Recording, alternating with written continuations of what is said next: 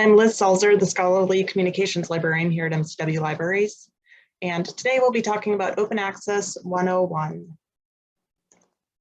The purpose of this webinar is to give a broad overview of open access publishing. We'll start off with talking about the benefits of open access publishing, and then I'll move on to the financial models of how this type of publishing model is funded. I'll move into some concepts about open access and address some misconceptions you may have heard. And I'll finish up with trends in open access. So this is a lot of information to cover in an hour. It'll be a pretty high level overview. I'm hoping to, if you have any questions as I go along, please put them in the chat and we'll get back to those. Also, I'll stop frequently if you guys want to ask questions along the way. I'm going to start with a very in-depth definition of open access. And this definition was came about in 2002 by an international group of researchers, the Budapest Open Access Initiative. And I'm going to read the definition now. So by open access to this research literature, we mean its free availability on the public internet, permitting any users to read, download, copy, distribute, print, search, or link to the full text of these articles, crawl them for indexing, pass them as data to software, or use them for any other lawful purpose without financial, legal, or technical barriers other than those inseparable from gaining access to the internet itself.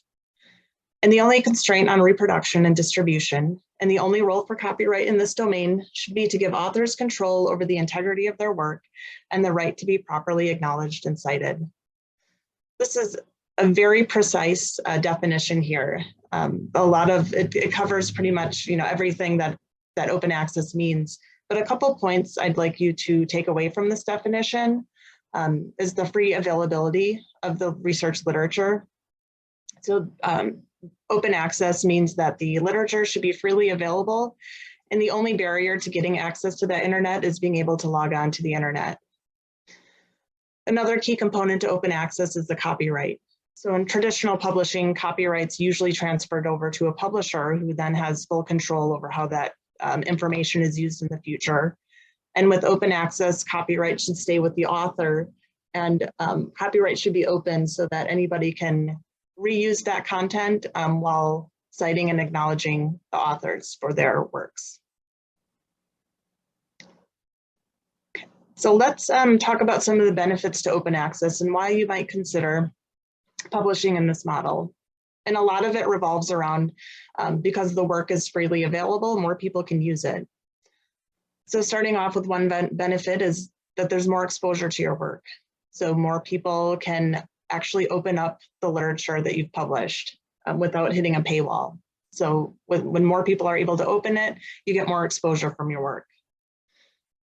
And this applies to practitioners as well as the general public. So at MCW Libraries, we get calls about once a month from independent health professionals around the area who are hoping to get access to our library resources, which we're unable to do due to the contracts we sign with publishers. So if practitioners don't have access to subscription resources, it's hard for them to apply findings of scholarly literature to their work without getting access to it. So open access means practitioners can get to that literature more quickly and more economically to their advantage.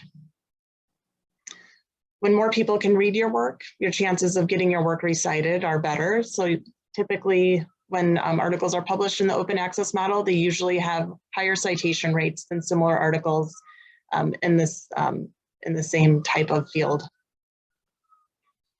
Open access can help influence public policy because people, the general public has access to that work that's often typically limited to people who have affiliations with large institutions or libraries. And the public can access findings because it's freely available on the web. Many grants are starting to write into their rules for receiving the grant that you must publish your research in open access venues. So publishing in open access makes you compliant with grant rules. This is very, if you've got any NIH funding, you're probably already aware of this, but more and more funders are putting this into their grant rules. Taxpayers get value for their money. So a lot of the NIH funding, or all of the NIH funding, is funded by taxpayers. And in order for taxpayers to, when that information is published in open access journals, then taxpayers are able to read that information and see the results of the work that they had funded. And also researchers in developing countries can see your work. So often in developing countries, libraries don't have access to all the major packages, the very expensive journal packages. So they're at a disadvantage when they're not able to quickly access that information. So if you're publishing in the open access model, anyone in the world can see your works. So these are some of the benefits and reasons why you might publish in open access journals or publish in an open access model. The next slide's talking about the funding cycle. So how the traditional publication cycle is funded, research and publications is funded, and then we'll move towards the open access model. So here I'm going to start out with traditional funding. And it starts out, funding starts out with grants. So researchers apply for grants and they're awarded those grants, and then they can go about their research, and then they write up papers with their findings. In the traditional model, the papers are submitted to journals and peer review occurs. And then once the journal article is accepted for publication, at this point, the copyright transfers from the author to the publisher. And then the publisher has the rights over this content. They can publish the articles mostly in closed access journals. And closed access journals means that only those with who are affiliated with libraries who subscribe to those journals, or those who pay for subscriptions on their own, can view that content. So the public is granted little use and limited ability to view those journal articles. And then if they want to reuse that content in their classes or courses or presentations, they need to get permission from the publisher, which can be challenging at times. And this model here kind of slows scientific progress because people aren't able to get access to those findings quickly or easily, or without, there's many barriers to getting access to that information. If we look at the open access funding cycle, there's a couple differences here. So first of all, when the funders release the RFPs or announce funding availability, they might put clauses into the funding saying that the any research published, any findings published from this research needs to be published in open access resources. So that's a stipulation put on the funding by the funders. Like the traditional model, the scientific research is conducted and papers are written, articles are submitted to journals, and peer review happens.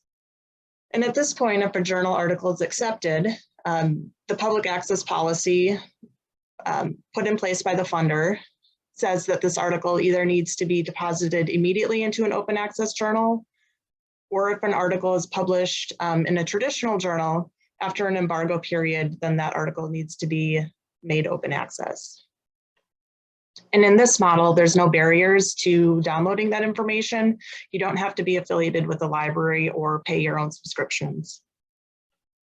The public can reuse that information as they want. They can put it into their course materials. They can cite it or use figures and content from the articles in their presentations, all if while following copyright clearance, the Creative Commons license that are often put on open access articles. And this model can really accelerate scientific progress because more people have access to the information and they're able to act on it more quickly. In both of these modes of funding research and publications, money has to be exchanged at some point. Journals aren't doing this. Journals have their own, journals and publishers have their own, or they need to get paid at some point in order to cover the costs of publishing and disseminating information. So in the traditional model, journals and publishers rely on subscriptions to cover the cost of publishing. This includes the cost for hiring journal editors and staff to maintain the publishing business, and also the overhead for disseminating this information and posting it to the internet and making sure it's categorized and cataloged correctly. So all the publishing costs are put upon library subscriptions or subscriptions from individuals. In the open access funding cycle, APC or article processing charges are usually part of this cycle, or generally part of this cycle, and those costs are often written into the grants. So if a funder is requiring that something gets submitted to an open access venue, the funders usually allow researchers to put into their grant budget lines for the publishing process. So there's two different places where the money transfer happens between the researchers and the publishers. On this funding cycle here, there's 2 points where an article can reach open access. So one is if it's published in an open access journal, and the second route is if it's published in a traditional journal and undergoes an embargo period. So the next slide here is going to talk about those 2 different modes for getting into open access. But do you have any questions right now about this slide before I move on?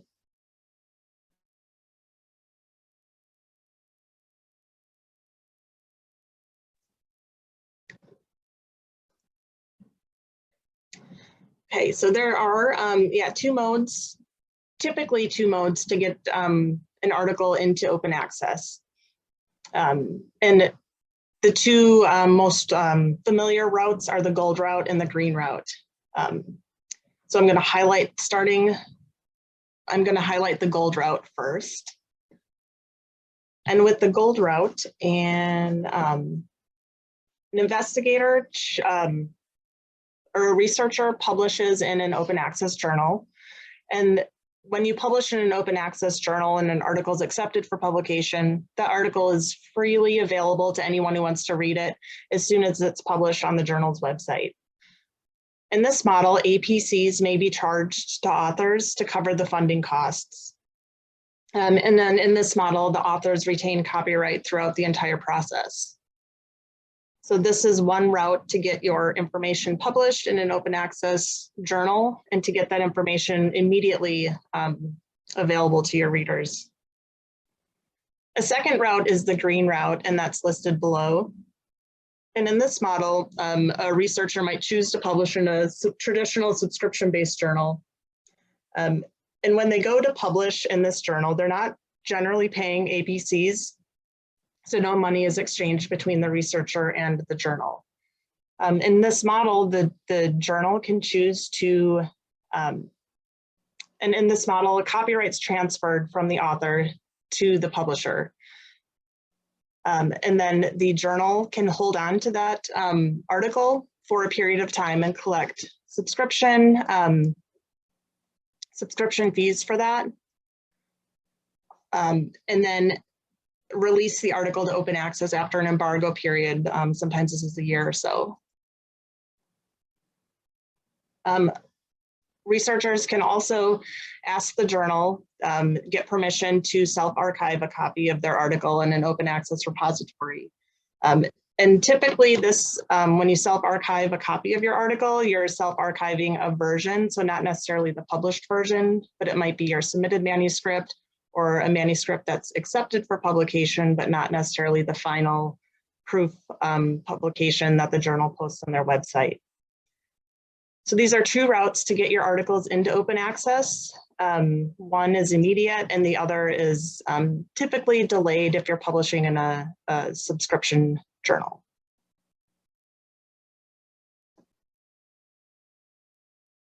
Down below, we've got a hybrid model. So that's when you publish in a subscription-based journal, but you pay an APC in order to get the article available immediately to the public.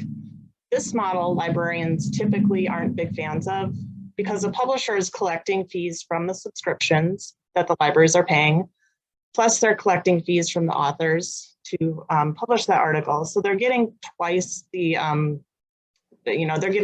publishers are getting paid twice on this article. But but there's some reasons why people might choose to publish, pay the APC charge in a hybrid journal. If you've got research that, if you've got funding for it and you are accepted into a very prestigious journal, and it's important to you that people are able to read the article quickly, you might pay that APC. Or if your funder mandates it and that's just part of, that's a choice that you make in order to get that information out there. That is one way you can make your article available open access immediately through the traditional publisher. Any questions on this part? There's a lot of pieces here to keep track of.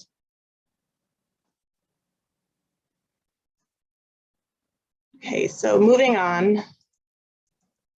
There's some concepts. Some of these I mentioned in the prior slides, and then predatory publishing is one that I haven't brought up yet, but it's something that kind of goes hand in hand with open access.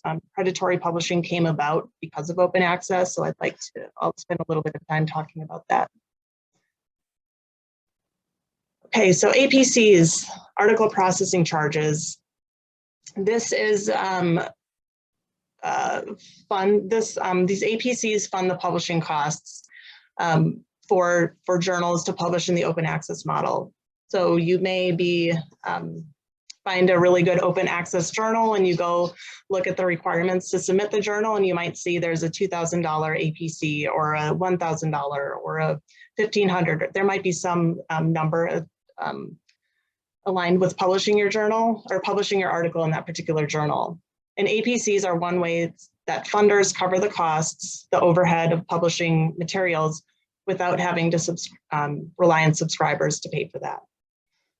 APCs are generally paid by the authors. Some institutions have funding available for this, or some departments. I know there's a few departments at MCW that have budget lines to cover APCs.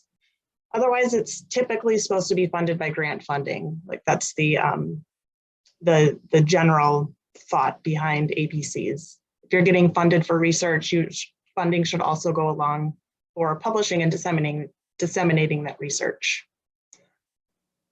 There was a recent article published using data from the Directory of Open Access Journals, and this is a big directory that pulls in information about open access journals and provides information like the peer review process used by the journals, how much the APCs are, where the journals are indexed. So if you're looking at publishing in an open access journal, you might want to consult the doaj.org to learn more about that particular journal. But this study found that a little over a quarter of open access journals in this database charge APCs. So not every journal does, but typically if you're looking at journals that are offshoots of major publishing companies, like Nature has their own open access journals, or JAMA, or a lot of Springer products. These journals charge APCs because they're used to relying on that subscription model, and they need to get funding somehow in order to publish the content. So a lot of these bigger journals do charge the APCs.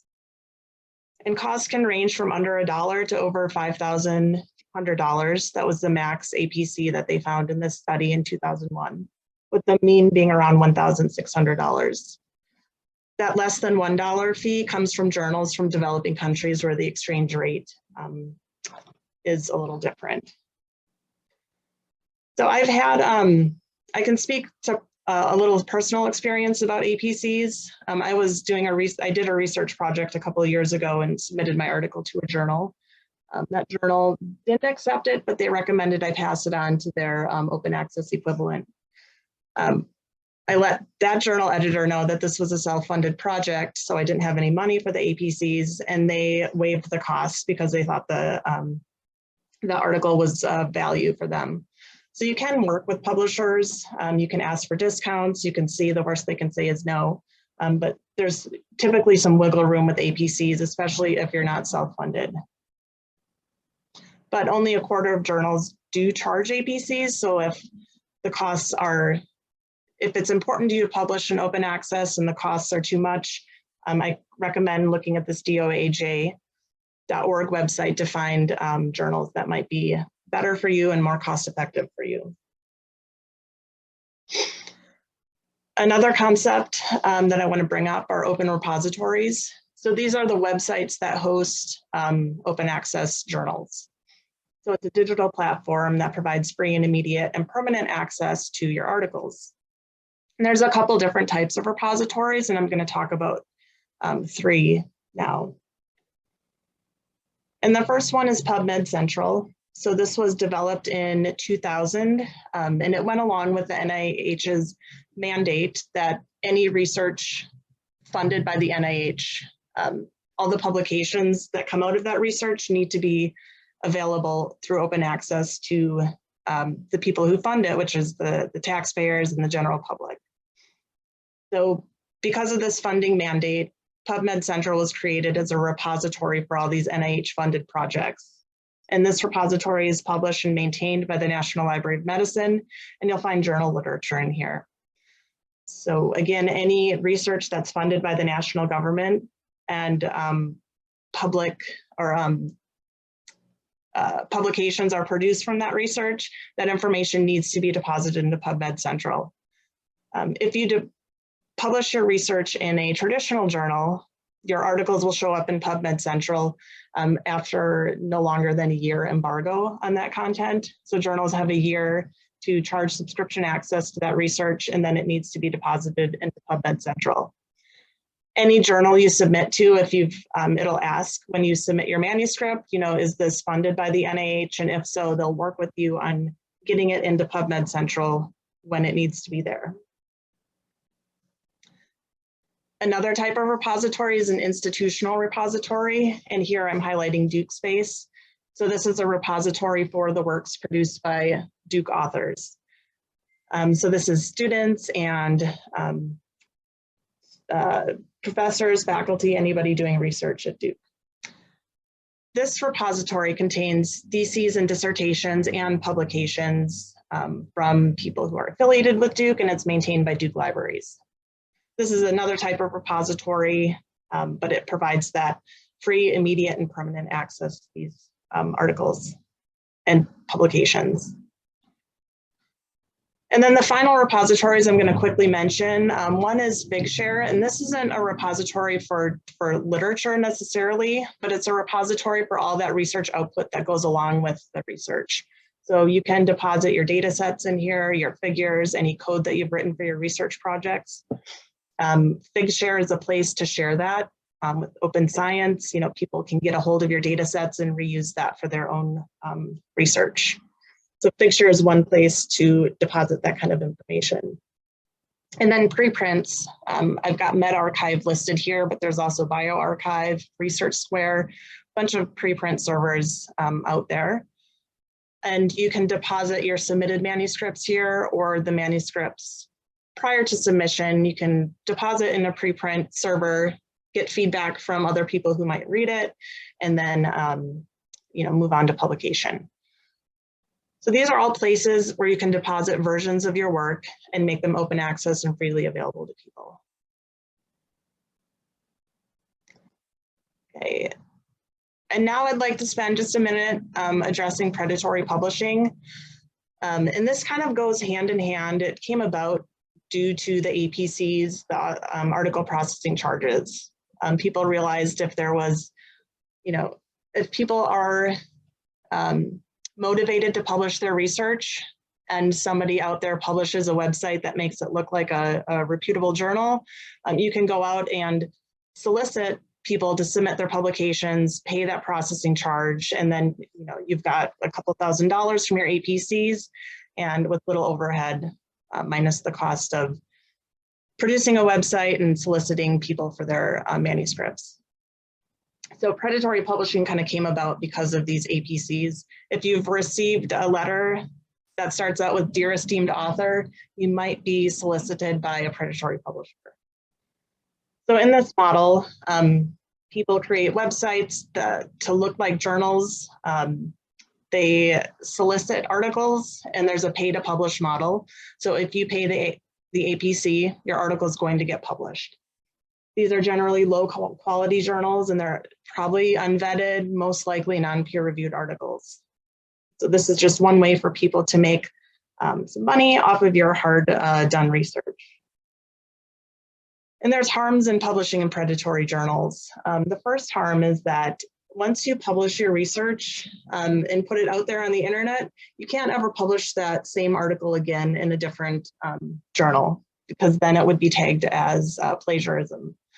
So once that article is in one of these predatory publishers, you're kind of done with it. You can't republish it again.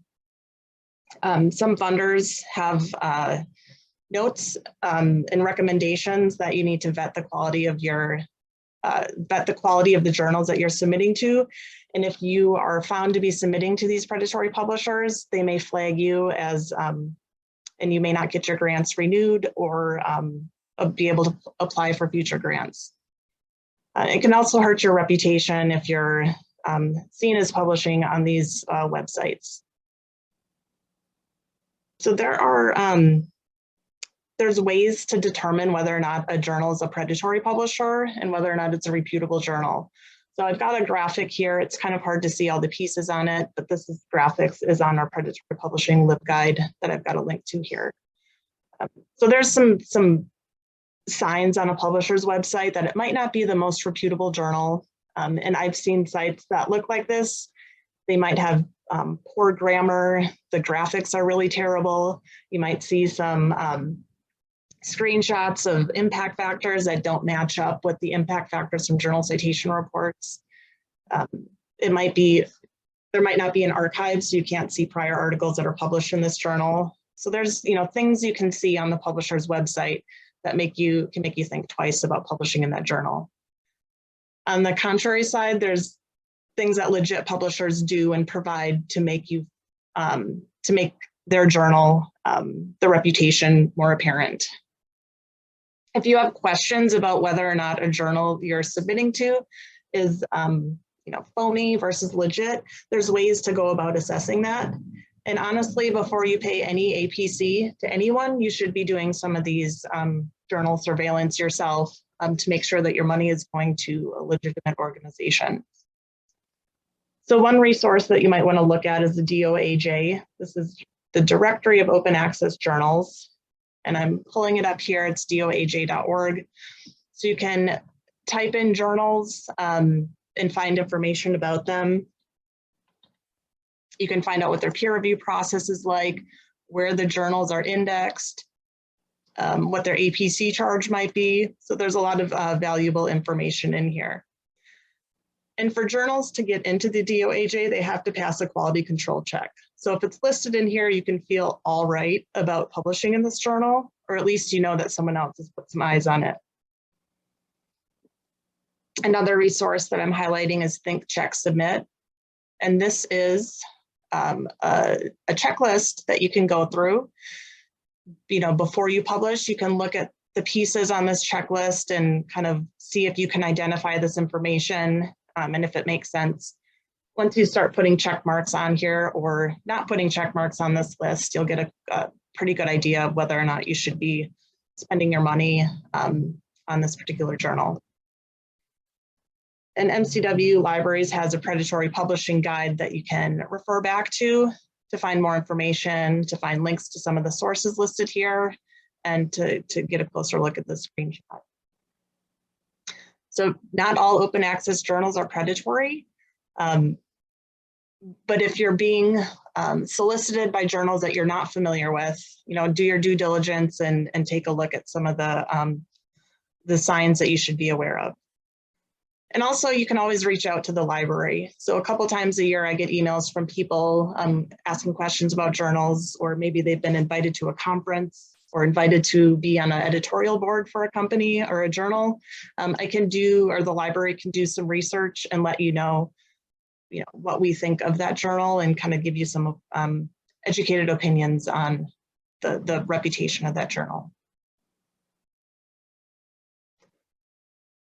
Any questions thus far?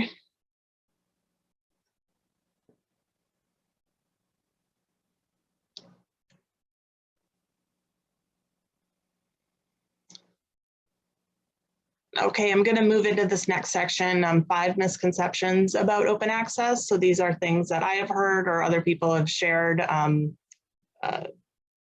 things that they've heard about open access. So first, open access articles are low quality. And this here, I'd like to say false. And, looking at an article, I mean, you can have an article published in a very good journal that's of low quality. You can have articles published in open access that are very high quality, but you can't just across the board say that because an article is published in open access, it's low quality. And my rebuttal to this is looking more at the journals. So, are open access journals low quality? And I would say no. You can find open access journals that are indexed in places like Web of Science and Medline. And these resources, if your journal articles are going to show up in here, the journal has to undergo some quality control, and there's an editorial board who makes decisions on whether or not articles from these journals should appear in their indexes. And then looking at quality, if you use measures like impact factors, there's over 500 open access medical journals that are in the top 2 quartiles of journal citation reports.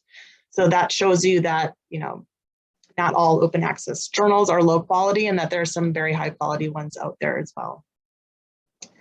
And then also I mentioned Think, Check, Submit already. So if you're looking at the quality of a journal, use Think, Check, Submit. You can also get impact factors and journal metrics from places like JCR, Journal Citation Reports, or SCImago. So you can look up journals in these sources to see how the journals pair up against other journals of similar in similar fields.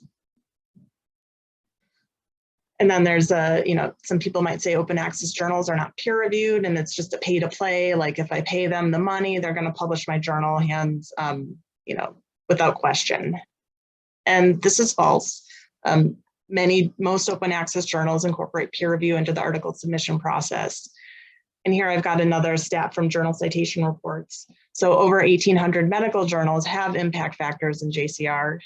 In order to get an impact factor from Journal Citation Reports, you do need to undergo that quality control. And one piece that JCR looks at is if there's a peer review process in place. And if you're wondering what kind of peer review a particular open access journal has, you can look in the directory of open access journals, doaj.org, or the publisher's website should have clear indications about what type of process they use. So just because you're paying those APCs doesn't mean you're going to get your articles submitted no matter what. Okay, there's a question, a thought that I might need to pay in order to get my work published in open access journals. And as I showed in an earlier slide, only about 27% of open access journals charge these APCs. So some other ways that open access journals are funded. First of all, societies or professional organizations might sponsor a journal.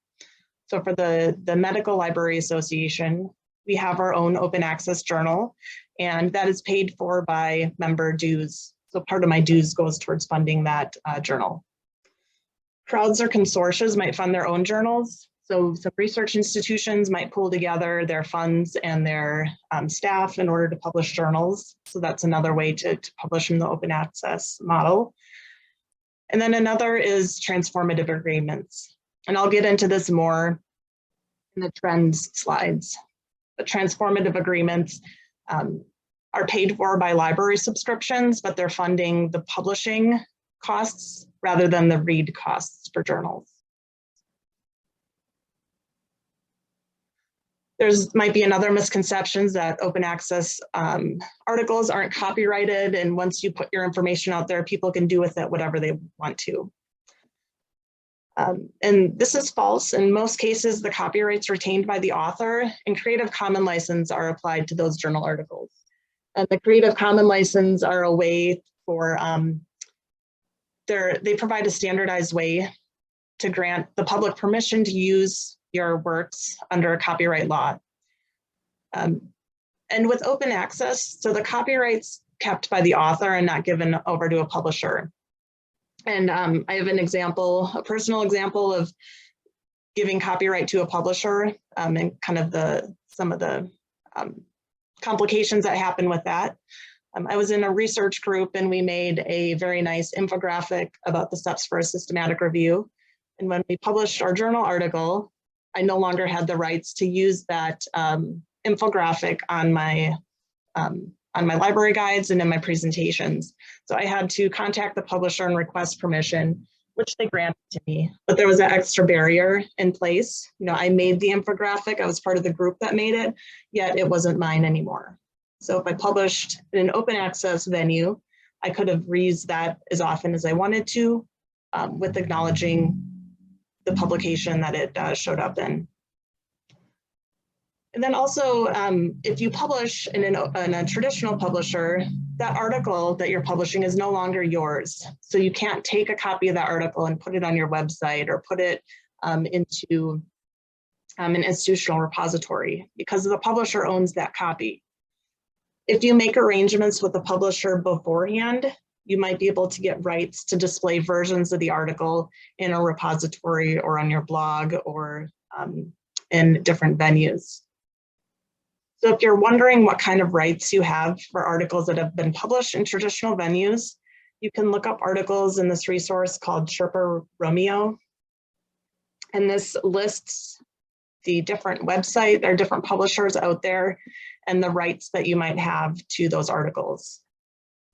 So if you look up a journal in here, you can see what kind of blanket copyright permissions and policies that publishers provide. And for each publisher, you can see, you know, what if you're able to publish open access, if there's any fees for this, if you need to publish in an open access, but there's different venues for that, you know, how you can display that information, who you can share it with, if there's an embargo period and things like that. But if you know that you want to publish your article or make an article of your, make a copy of your article available in a repository, when you go through the submission process, there's ways to request copies of that article be stored in other places. After the process, though, you can look in Sherpa Romeo or on the publisher's website to see what sort of permissions you might have to share your research. And then it's also good to be aware of Creative Commons licenses. So these are copyright licenses you can display on your works that dictate how people can share it, reuse it, and make use of your information. And then the last misconception here is if everything's open access and the library's budget, subscription budget can be cut. And my response to this is a kind of a complicated topic. So it depends on, you know, part of this depends on what the institution values and how they, you know, what their views are in open access and sharing their information. So if libraries start cutting their subscription budgets and just rely on open access only materials, that budget line can shift to different places. So first of all, you can use the money that you're paying for subscriptions to cover APCs for non-funded researchers. That's one way to shift that budget line. Libraries can also move to transformative agreements when they're doing renewals, and I've got a more in-depth slide about this coming up next. And not all content, open access content's available immediately. So the researchers at your institution may be wanting those embargoed publications. So the budget that you spend on subscriptions might be put towards purchasing that embargoed content so researchers can get access to that information quickly and you know, before that year embargo is over with. So these are 5 misconceptions here. Are there any others out there that I missed or any questions about these?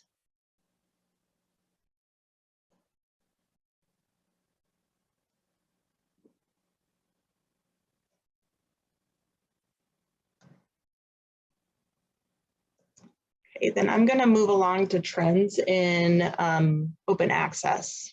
So, you know, we're at an interesting point in publishing right now where the traditional publishers are starting to see the light and see that more institutions and people and funders are moving towards open access, and they're trying to figure out what their place is and how they can still profit off of publications. And libraries are starting, and institutions are looking at the costs that we pay for subscription articles and wondering how we can change that as well. So we're kind of, we're at a precipice of, moving between traditional and open access publishing. So there's a lot of things happening in this world right now. And one of the first ones I want to talk about is transformative agreements. So these are agreements that libraries are requesting when they go for their renewals of journal subscriptions. So in these transformative agreements, the libraries and publishers are working on changing the library subscription access dollars to paying for the publishing costs. So instead of paying to read an article, we're paying for people in our institution to be able to publish within that journal or that publisher's kind of journal set. And with transformative agreements, there's a request that copyright is retained by the author and the institution. There's a principle of transparency. So these agreements should be made public so other libraries can kind of build off of these. And these transformative agreements should be transitional and moving away from that pay to read model to the pay to publish model. There's kind of two ways that libraries can go about requesting a transformative agreement. In one way, a library might look at statistics and see how many people in our institution are accessing these articles and reading them and how many people are publishing in, under this publisher. So we might look at this model and say, okay, we'll continue to pay for that read access. And we also want a percentage of costs bundled in for people who want to publish in an open access model. So it's kind of bundled with, while we're able to read this, we also want our researchers to be able to publish. And on the flip side, libraries pay the publishing costs, but then access to that article, either that particular article that's published or access to that journal is included. So this happens when, if we're looking at the APC costs and the subscription costs and seeing, which ones, how they balance each other. So these are two models that libraries are moving towards. And I know when we are here at MCW Libraries, we're looking into incorporating some of these into our renewals. It does take time. It takes a lot of data and negotiations to make these happen. And we're just starting to get more and more into this. So while we don't have many right now, in the future, we hope to have more of these transformative agreements so that our authors can publish in open access venues without having to pay high fees for that. Another thing that's happening right now in the open access world is Plan S and Coalition S. So this is happening over in Europe right now, and it started a couple of years ago by a consortium of national research agencies and funders in European countries. And these funders are all getting together saying, if we're funding this research, it needs to be immediately available in open access ways. So their core principles are that no research should be behind a paywall, open access should be granted immediately, and funders here are really saying we're going to support the open access fees. So we're going to allow for that in the grant money that we're giving out, and we're going to encourage people to use the grants to pay for the publication fees. And they're requesting that hybrid journals move towards an open access model. So this is happening in Europe right now. It's it was supposed to kind of launch in 2020, and then it got pushed to 2021, and it's still a little unclear about how well Plan S is working.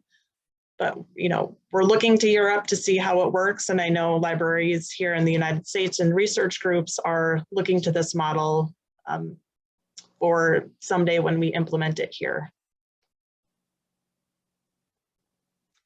And there's also a number of institutions who've really embraced the open access movement, and they're creating policies for their researchers. So these policies mandate or encourage their researchers to make their literature available open access. And these institutions are providing a lot of support for their researchers. So some of the ways they're providing support and making their articles available open access are they maintain their own institutional repositories. So it's easy for the researchers to have a place that's dedicated to the literature, and they can deposit their articles in there. They're also providing funding for APCs for non-funded researchers, and they're really moving towards transformative agreements. And for those who are publishing in traditional journals, their offices of scholarly communications are providing assistance with working with the publishers' contracts to ensure that copies of their articles can be deposited in a repository.